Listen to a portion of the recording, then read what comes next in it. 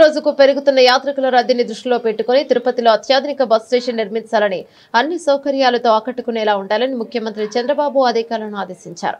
తన క్యాంపు కార్యాలయంలో national highways logistics management limited APSRTC అధికారులతో సమీక్ష నిర్వహించిన సీఎం చంద్రబాబు నూతనంగా నిర్మించే బస్ స్టేషన్లో సుమారు 150 బస్సులు ఒకేసారి నిలిపి ఉంచేలా బస్ స్టే ఉండాలని, హెలిప్యాడ్ సౌకర్యంతో పాటు రోప్వే, కమర్షియల్ కాంప్లెక్స్ లు, మాల్స్, మల్టీప్లెక్స్ లతో డిజైన్లు రూపొందించాలని అధికారులకు సూచించారు.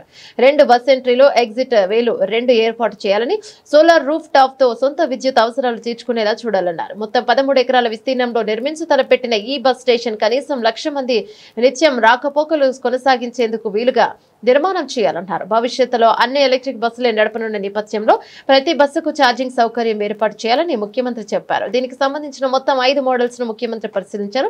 వాటిని మరింత అభివృద్ధి చేయాలన్నారు. దీనికోసం స్టేక్ హోల్డర్లతో సమావేశం నిర్వహించాలన్నారు. అలాగే రాష్ట్రంలో అన్ని బస్ స్టేషన్లు ఆధునీకరించేందుకు ప్రణాళికలు సిద్ధం చేయాలని సీఎం సూచించారు.